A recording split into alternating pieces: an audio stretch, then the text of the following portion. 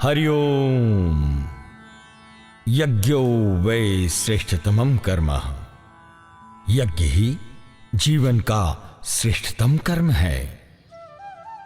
समस्त भारतवासी धर्म प्रेमी बंधु बांधवों को सूचित करते हुए हर्ष हो रहा है कि परम पूज्य गुरुदेव स्वामी रघुनाथानंद जी अवधूत जी महाराज के संरक्षण एवं निर्देशन में श्री कैवल्य योग आश्रम समिति धूना दौलाज खिलचीपुर द्वारा विश्व के द्वितीय अद्भुत अनुपम अभूतपूर्व एवं अनूठे त्रिस्तरीय त्रिविध विशिष्ट महाविष्णु यज्ञ का आयोजन मिति वैशाख शुक्ल पंचमी बुधवार से वैशाखी पूर्णिमा शनिवार दिनांक 15 मई से 25 मई 2013 तक पवित्र पावनी मां गालगंगा के किनारे स्थित श्री कैवल्य योग आश्रम धूना दौलाज खिलचीपुर जिला राजगढ़ ब्यावरा मध्य प्रदेश पर स्थित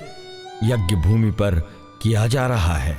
जो श्रद्धालु रोग व्याधि ग्रह बाधा अर्चना विशेष होम विशेष प्रायश्चित श्राद्ध कर्म प्रेतादि बाधा उन्नति लाभ आदि के लिए सम्मिलित होना चाहते हैं वह अपनी कुंडली के साथ महाविष्णु यज्ञ परिसर श्री कैवल्य योग आश्रम समिति धूना दौलाज खिलचीपुर जिला राजगढ़ ब्यावरा मध्य प्रदेश पर संपर्क कर सकते हैं।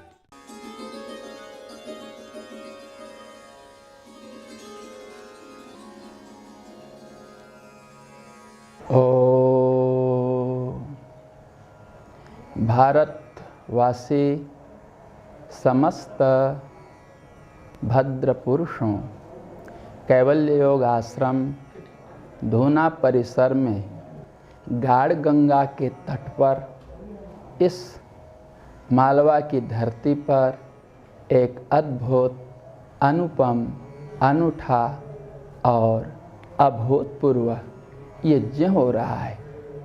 इस यज्ञ का नाम है त्रिस्तरीय त्रिविध विशिष्ट महाविष्णु यज्ञ। आप कहेंगे कि यह जो विशेषण दिया कि यह अद्भुत है अनुपम है अनूठा है, ऐसा क्यों? इसका कारण यह है कि यज्ञ आज तक बहुत हुए। उन यज्ञों में स्वर्ण पात्रों का उपयोग हुआ, रजत पात्रों का उपयोग हुआ, लक्ष लक्ष कुंडों के भी यज्ञ हुए, किंतु उनका उद्देश्य एक था, अपने ही कामना के अनुरूप हुआ था। सत्ययुग में सबसे बड़े राजा हुए थे, उन्होंने बड़े बड़े अश्वमेध यज्ञ कराए, किंतु केवल स्वर्ग प्राप्ति की कामना से उनकी इच्छा पूरी हुई, जैसे सगर इत्यादि। तो इच्छा पूर्ण होते ही उन्होंने उस यज्ञ को समाप्त कर दिया, जनता को कुछ नहीं मिला। त्रेता में बड़े महाराज हुए थे चक्रवर्ती दशरथ जी, उन्होंने पुत्रेष्टि यज्ञ किया, पुत्र प्राप्ति होते ही बस उनका वह यज्ञ इतिश्री को प्राप्त हुआ। द्वापर में सबसे बड़े नरेश हुए थे श्री युधिष्ठिर जी, उन्होंने राजसूय यज्ञ रचाया, उद्देश्य पूर्ण हुआ और उसकी भी इतिश्री हो गई, जनता को कुछ नहीं मिला। कलियुग में अनेकों छोटे छोटे मांडलिक नृपति हुए, उन्होंने भी अनेकों यज्ञ किए, परंतु केवल अपने उद्देश्य की पूर्ति के लिए, जनता के हित के लिए उन्होंने कुछ भी नहीं किया। इन्हीं सब बातों को देखकर इस आश्रम पर खिलचीपुरवासी दौलाजवासी आसपास के क्षेत्रीय जनता की भावना को देखते हुए उनके सहयोग से यह यज्ञ प्रारंभ किया। इसे 3 स्तरों में समझना चाहिए। त्रिस्तरीय का यह अर्थ है, हमने विचार किया कि मनुष्य का पहला सुख है निरोगी काया। यदि शरीर स्वस्थ रहेगा तभी धन दौलत और परिवार से भी सुख प्राप्त हो सकता है। यदि शरीर ही रुग्ण है तो धन दौलत के रहते हुए भी उससे सुख नहीं मिल सकेगा। इसलिए प्रथम स्तर पर कायिक सुख प्रदान करने के लिए यज्ञ रचा। इसके लिए प्रथमतः एक तृतीय यज्ञशाला की रचना हुई है। दूसरा, हमने विचार किया कि केवल अपना शरीर तो सुखमय रहे, किंतु अपने परिवार के बाल बच्चे, सगे संबंधी, जाति के लोग यदि दुखी हों तो हमें सुख नहीं मिल सकता। तो अपने परिवार के लोग, जाति के लोग, समाज के लोग, प्रांत के लोग, पूरे राष्ट्र के लोग सुखी रहें। यदि राष्ट्र उपद्रुत रहेगा, राष्ट्र में दुख व्याप्त रहेगा, तो हम सुखी कैसे रह सकते हैं। इतना ही नहीं, यदि राष्ट्र में इस दृष्टि से तो उपद्रव इत्यादि की दृष्टि से तो स्थिरता है, परंतु मेघमंडल, वायुमंडल, जलमंडल ये यदि उपद्रुत रहेंगे तो भी सुख नहीं मिल सकता। इसलिए परिवार से लेकर समाज और प्रांत, उससे अधिक राष्ट्र और साथ ही साथ संपूर्ण जीव जंतुओं को सुख मिले, यह वायुमंडल, जलमंडल, नभमंडल और भूमंडल, तेजोमंडल सब के सब संपूर्ण जनता के, संपूर्ण प्राणी के, संपूर्ण वनस्पति के अनुकूल हो सकें, इसके लिए एक द्वितीय स्तर का यज्ञ हो। अब इस लोक में सब प्रकार का सुख तो मिल गया, परंतु मृत्यु के अनंतर भी कुछ लोक है। उस लोक में हमारा क्या होगा, तो परलोक में भी अर्थात मृत्यु के अनंतर भी जनता का, प्राणी का हित ही हो, मंगल ही हो, एतदर्थ एक तृतीय स्तर का यज्ञ हो रहा है। तो कायिक और दूसरे में अपने परिवार से लेकर के संपूर्ण ब्रह्मांड का सुख हो, और यह द्वितीय स्तर हुआ। और तीसरा स्तर हुआ मृत्यु के अनंतर भी हमें सुख प्राप्ति हो जावे।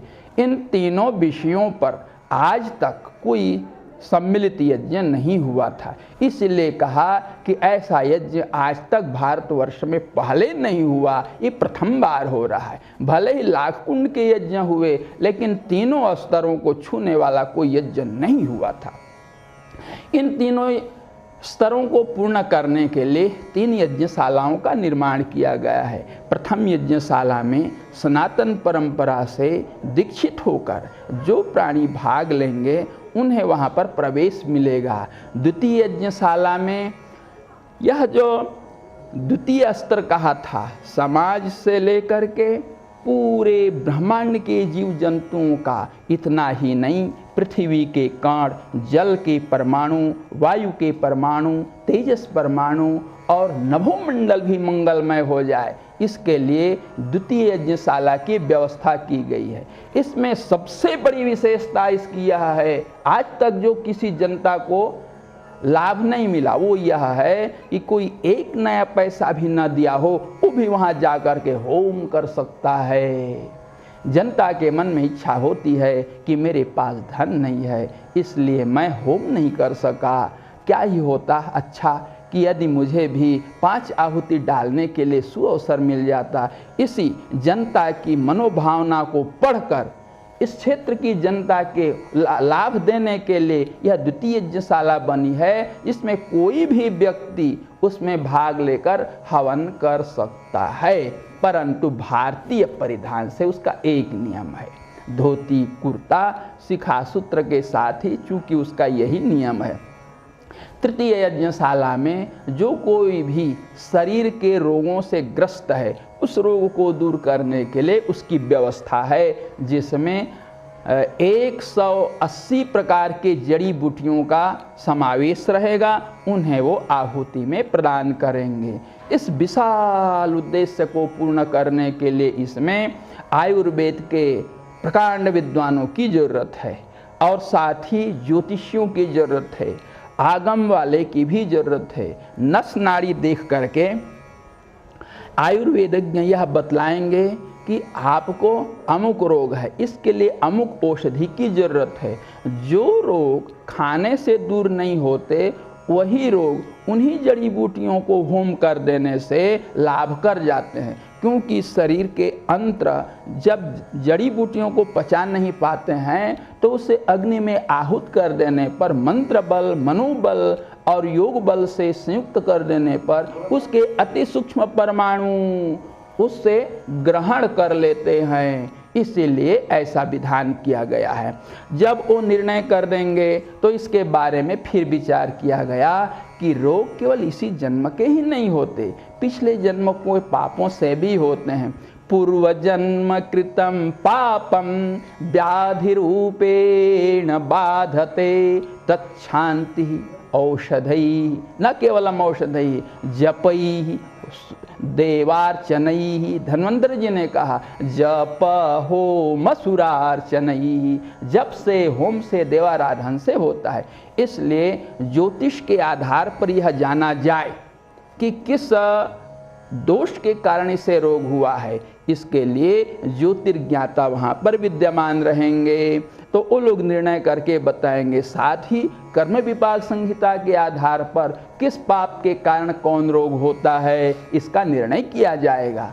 अब वो लोग जो निर्णय करके देंगे उसके आधार पर तंत्र के माध्यम से यह बताया जाएगा कि इसके लिए यह प्रक्रिया अत्यावश्यक है। तो इन बातों को ध्यान में रख करके उसे एक विशिष्ट प्रकार की अर्चना स्थली में प्रवेश कराया जाएगा, जहाँ पर मनुष्य अपने सकल मनोकामनाओं को पूर्ण कर सकता है। तो इसमें आयुर्वेद के प्रकांड विद्वान, ज्योतिष के प्रकांड विद्वान, साथ ही आगम के प्रकांड विद्वान विद्यमान हैं और वाराणसी से आए हुए विशेष विद्वान लोग इन सब प्रक्रियाओं का निरीक्षण कर रहे हैं। अच्छा, एक और है बात, सो यह है कि ये सब जो भी प्रक्रियाएं हो रही हैं उन सब प्रक्रियाओं के पीछे एक विशेष बात है, वो यह है योग बल। दूसरा है संकल्प बल। केवल मंत्र के द्वारा आहुति प्रक्षेप कर देने मात्र से फल लाभ नहीं होता। यदि मंत्र के अर्थ को ब्राह्मण जानता है, साथ ही साथ योग बल से समन्वित है, तो योग बल से, मंत्र बल से, मनोबल से और द्रव्य बल से जगत में जिसे चाहें उसे प्राप्त कर सकते हैं। तो ये सब का यहाँ पर अद्भुत संयोग है। यहाँ कैवल्य योगाश्रम में अनेक प्रकार की विद्याएं विद्यमान हैं। हम चाहते तो यह थे कि समस्त संसार के लोग इस यज्ञ विद्या को जानें, क्योंकि यह यज्ञ वह प्रक्रिया है, वह विद्या है जिसका मूल वेद है और विधान तंत्र इत्यादि शास्त्र करते हैं। यह वो विद्या है जिसके द्वारा जगत में ऐसा कोई भी पदार्थ नहीं है जिसे प्राप्त नहीं किया जा सकता है। सकल मनोकामनाओं को पूर्ण करने की यह विद्या है। यदि भारत में ऐसी विद्या है और उस विद्या के रहते हुए भी भारतवासी यदि दीनहीन और दरिद्र हैं, तो इसका तात्पर्य है कि भारतवासियों को इस विद्या के बारे में एक नया पैसा भी बोध नहीं है। भारत सरकार को हम निमंत्रण देना चाहते हैं कि हमारे यज्ञशाला में वो आए और इसका परीक्षण करें वैज्ञानिक यंत्रों को ला करके। वो किस प्रकार से, किसी एक व्यक्ति को पहले यज्ञशाला से बाहर जांच लें, परख लें डॉक्टर लोग कि इसके हृदय की धड़कन कैसी है, इसके रक्त की गति कैसी है, इसके नाड़ियों में स्पंदन कैसा है, इसका स्ठीवन अर्थात थूक, इसके मल मूत्र, इसके खून इत्यादि कैसे हैं, इस सब को पहले जांच लें। इसके बाद हम यज्ञशाला में उस व्यक्ति को बैठाते हैं, मंत्र का प्रयोग करेंगे, आत्म बल का प्रयोग करेंगे, संकल्प बल का प्रयोग करेंगे, मंत्र बल का प्रयोग करेंगे, द्रव्य बल का प्रयोग करेंगे। इन प्रयोगों के करने पर उस व्यक्ति के नस में, नाड़ी में, हृदय में क्या क्या परिवर्तन हुआ है उसे जांच लें, परख लें और इसके बाद संपूर्ण संसार के लोगों को जनावें। तो ये भारत की विद्या गौरवान्वित होगी। भारत देश का गौरव संपूर्ण विश्व में दोधूयमान होगा, लहराएगा। इसी प्रकार से हम चाहते हैं कि वनस्पति पर यज्ञ का क्या प्रभाव पड़ता है। छोटे छोटे गमलों में अति संवेदनशील जड़ी बूटियों को, जैसे छुई मुई है, लाजवंती है, छोटे छोटे पौधों के उसमें किस प्रकार से जलाकर्षण करने की प्रक्रिया हो रही है, पहले यज्ञ से पहले वायु ग्रहण करने की क्रिया कैसी है, उनकी इंद्रियों में प्राण को और अन्य संवेदनाओं को पकड़ने की किस प्रकार की प्रक्रिया है, पहले वो जांच लें। इसके बाद हमारे यज्ञ के शाला में ले आवें, यज्ञशाला में, और हम वनस्पति सूक्त का पाठ करते हैं। वनस्पति के सूक्त का पाठ करेंगे, मंत्र बल लगाएंगे, मनोबल लगाएंगे, संकल्प बल का प्रयोग करेंगे, आत्मबल का प्रयोग करेंगे। इसके अनंतर वो देखें कि इस वनस्पति में किस प्रकार का परिवर्तन हुआ है और संपूर्ण विश्व के ये वनस्पति जगत के विद्वानों को बतावें। दूसरे में हम जो कहते हैं यज्ञ के माध्यम से नाभिकीय परिवर्तन लाया जा सकता है। नाभिकीय परिवर्तन जैसे कभी कभी अनावृष्टि का होना, कभी कभी उल्काओं का गिरना, कभी कभी पर एकाएक अतिशय उष्णता का आ जाना, तारों का टूटना, सूर्य के रश्मियों में अधिक गर्मी का होना, इन सब में परिवर्तन यज्ञ के माध्यम से लाया जाता है। प्रयोग करके देख लें। प्रत्यक्षम किम प्रमाणम, हम चाहते हैं वायु में भी परिवर्तन हो। यज्ञ के माध्यम से वायु के परमाणुओं में अतिशय परिवर्तन होता है तो शीघ्र ही जाना जा सकता है। यहीं पर हवन करें तो उसकी सुगंधी कैसी फैलती है, अतिशय ऑक्सीजन प्राप्त किया जा सकता है। फिर तेजोमंडल में भी इसका प्रभाव पड़ता है। सौर रश्मि में, चांद्र रश्मि में, नक्षत्र रश्मियों में उसका कितना सुंदर प्रभाव पड़ता है हम बताएंगे। उसका ये लोग प्रयोग करके देखें और संपूर्ण विश्व के लोगों को बतावें। हमारे पास साधन नहीं है, हम तो सरकार को, वैज्ञानिकों को आमंत्रण करते हैं, परंतु हमारे इन बातों को सुनता कौन है। हे भारतवासी जनता, यदि आप अपने भारत की इस विद्या को जान लो, परख लो, समझ लो तो आपकी सारी दरिद्रता मिट जाएगी। हम आपको आमंत्रित करते हैं, संपूर्ण विश्व को जनाइए कि यह भारतीय विद्या क्या है। इतना ही नहीं, हम जल के परमाणुओं में भी परिवर्तन चाहते हैं। यज्ञ के माध्यम से, जल सूक्तों का पाठ करने से जल में अतिशय परिवर्तन हो जाएगा। जल में विशुद्ध, जल में बहुत दोष आ गया है। वाराणसी में गंगा अति दूषित है, वहाँ के पानी में 100 फुट तक अति दोष आ गया है। इस जल में परिवर्तन लाना हो तो यज्ञ ही एक माध्यम है, यज्ञ ही एक माध्यम है। हम इसका प्रयोग करके दिखा देंगे। आप घड़े में, कोई पात्र में जल लेकर रख दें, पहले जल का खूब अपने विज्ञान के उपकरणों से जांच लें, परख लें, उसके बाद यज्ञ में किसी पात्र में ला करके रखें। हम मंत्र का प्रयोग करते हैं, कई बार प्रयोग किए जा चुके हैं और हो सका अधिक आप लोगों के समय हो तो हम उसे बता भी सकते हैं। मिट्टी में कैसे परिवर्तन ला सकते हैं, मिट्टी को आप बाहर जांच लीजिए, उसके बाद यहाँ मिट्टी को रखिए, हम उस पर अपनी यज्ञ विद्या का प्रयोग करते हैं। मिट्टी के एक एक कणों में कैसा परिवर्तन होता है, ये सब यज्ञ विद्या के माध्यम से जान सकते हैं। भारत सरकार इस पर ध्यान नहीं देती है। इन लोगों को तो पश्चिम जगत ही दिखता है, भारत के ऋषि मुनियों पर इन्हें कोई विश्वास नहीं है। यदि यही विदेश होता तो विदेश की जनता आती और इसी को कहते वो ऐसा है, तो ये लोग अंधाधुंध उसका अनुकरण करने लग जाते। तो हम कहते हैं पृथ्वी के परमाणुओं को, जल के कणों को, वायु के अणुओं को और नाभिकीय परिवर्तन भी ये सब लाया जा सकता है। सौर रश्मि, चांद्र रश्मि, नक्षत्र ऊर्जा को, और इतना ही नहीं, यह जो जगत में लहरें चल रही हैं, आपने कुछ बोला, आपने कुछ बोला, हमेशा जनता आग उगल रही है। लड़ाई की बात, काम की बात, अनेक प्रकार से सर्वत्र लड़ाई झगड़े की बात, स्वार्थ की बात करती है। तो इसके माध्यम से हृदय से जिस प्रकार के विचार होते हैं उसी प्रकार के परमाणु विकिरण होते हैं। तो वाणी के माध्यम से जो निरंतर अतिशय दाहक जो ऊर्जा निकल रही है, लड़ाई के, झगड़े के, काम के, रात दिन जो टीवी रेडियो के गंदे विचार फैले हैं, तो उससे वायुमंडल, नभोमंडल विकृत हो रहा है। इतना ही नहीं, जल के परमाणु यही कटु वचन, कुत्सित वचन, बीभत्स वचन और श्रृंगार रस के वचन अर्थात काम को उद्दीप्त करने वाले जो वाक्य हैं वो समुद्र में प्रविष्ट होते हैं तो सुनामी लहर लाते हैं। यही नभोमंडल में प्रविष्ट होते हैं तो नभ में रहने वाली जो ऊर्जा है, सौर ऊर्जा, और वहाँ के वैद्युत तरंग और इन कामी क्रोधी लोभी लालची लोगों के जो वाणियाँ हैं उसकी गर्मी, ये सब मिल करके उल्का पात करते हैं, नाना प्रकार से नभ में खलबली मचाते हैं।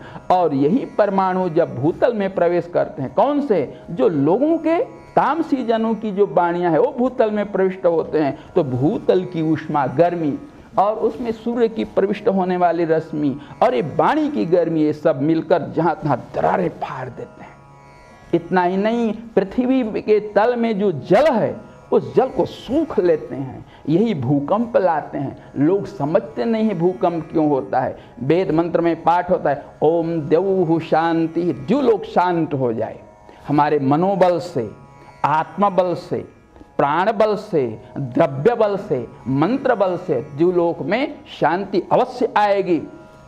ओम द्यौः शांति, अंतरिक्षम शांति, अंतरिक्ष को शांत बनाने के लिए मंत्र पाठ करते हैं। पृथ्वी शांति, आप कहते हैं जल को, जलम शांतिम प्राप्नुयात्। तो इस प्रकार से अथर्ववेद में इतने मंत्र भरे पड़े हैं कि जितने फैक्ट्रियां दवाइयों बना रही हैं सब फैक्ट्रियां बंद हो जाएंगी। कीटनाशक मंत्र अथर्ववेद में बहुत से हैं, उन मंत्रों का प्रयोग करके देखें, कीड़े अपने आप मर जाएंगे। यह जो मच्छर हैं जिनके लिए बहुत बहुत उपाय किए जा रहे हैं, वो कीटनाशक मंत्रों का प्रयोग करें अथर्ववेद का, ये विनष्ट हो जाएंगे। ये जो नाना प्रकार के अन्वेषण कर रहे हैं लोग, उसकी जड़ को उसमें मिलाना और सुई लगा करके लौकी को बड़ा कर देना, रासायनिक प्रयोग के द्वारा नाना प्रकार के जहरों को शरीर में प्रवेश कराया जा रहा है।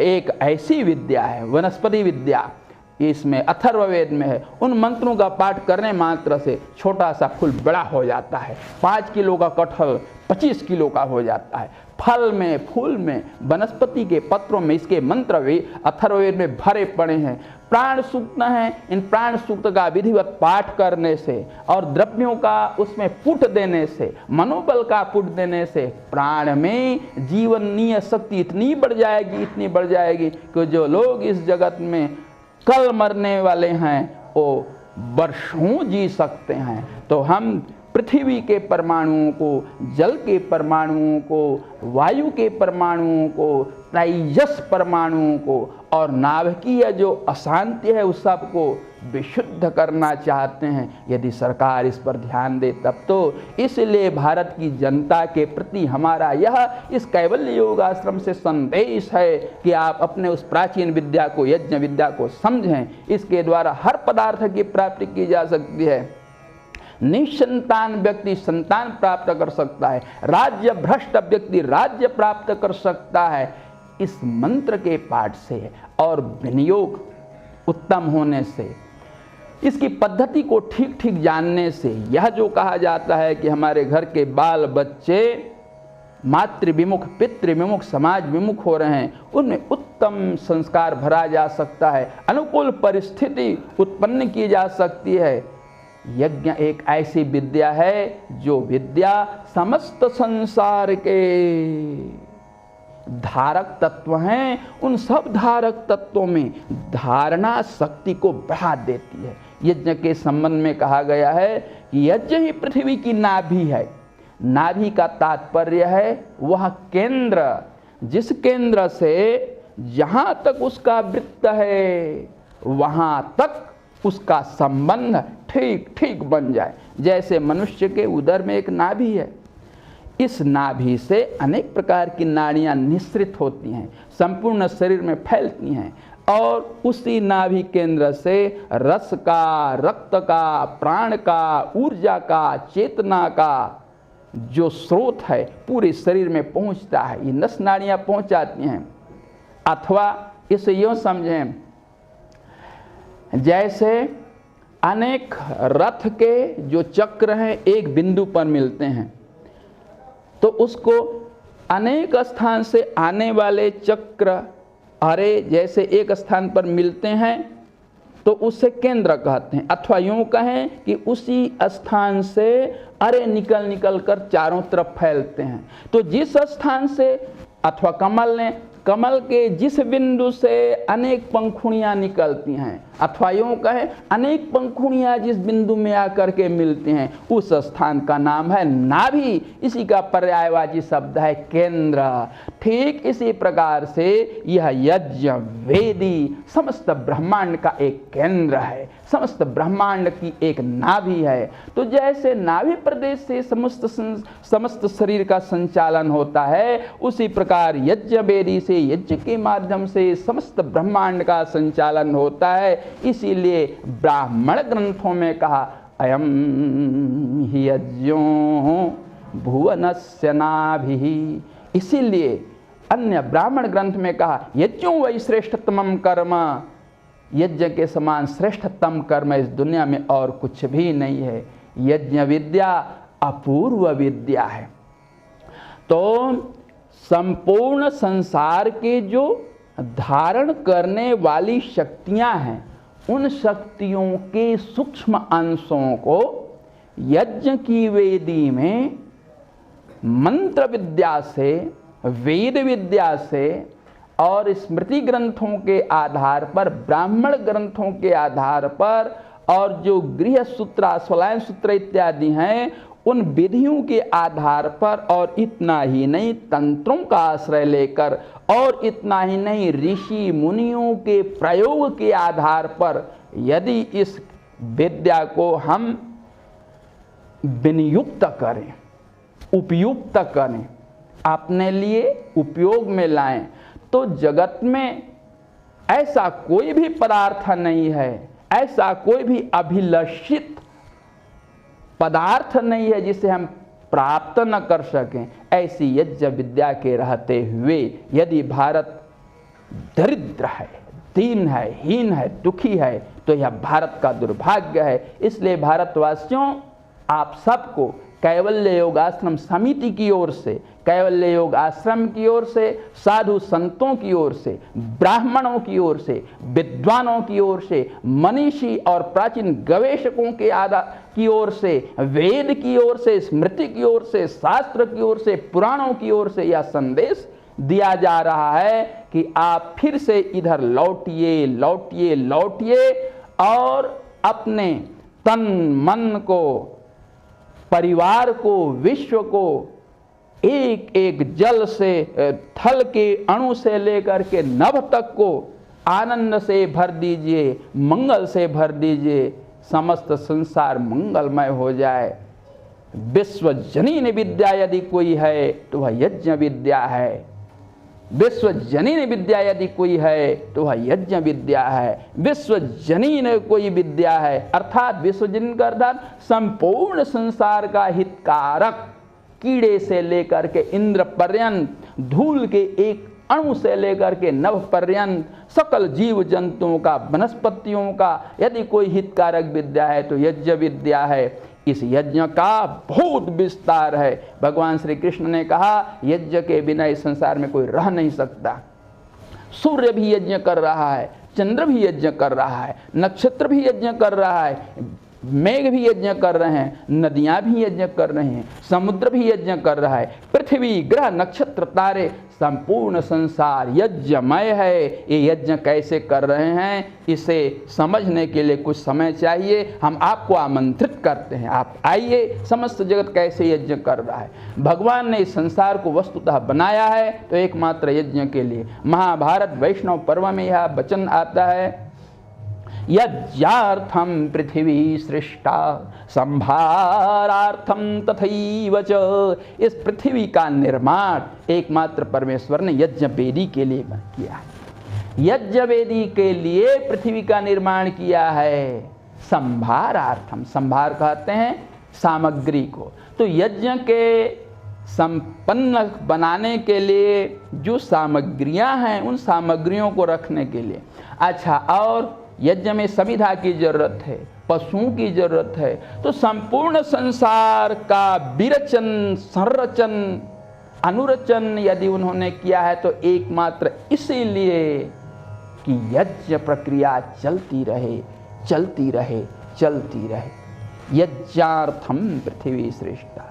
ऐसी यज्ञ विद्या को न जानकर व्यक्ति इस संसार में दुख उठा रहा है। नायम लोकोस्ते यज्ञस्य कुतोन्य कुरुसत्तमा। हे पांडुनंदन, भगवान श्री कृष्ण कहते हैं जो अयज्ञ पुरुष है, अर्थात जो यज्ञ नहीं करता है, उस पुरुष के लिए इस लोक में सुख ही नहीं है। जब इस लोक में सुख नहीं है तो परलोक में सुख कहाँ से होगा। इतना ही थोड़ा सा आपके लिए कुछ कहा।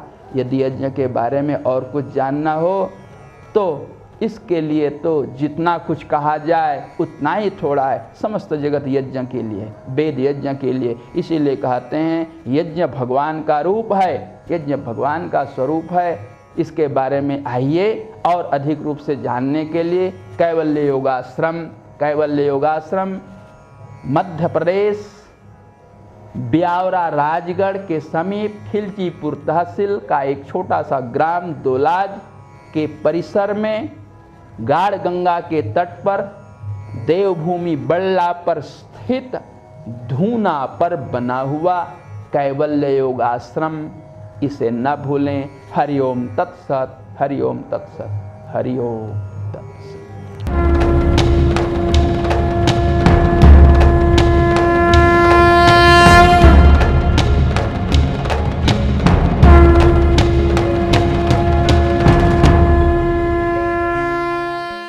ओम श्री विष्णवे नमः। विष्णु भगवान की जय, यज्ञ भगवान की जय। ओम श्री गुरुवे नमः।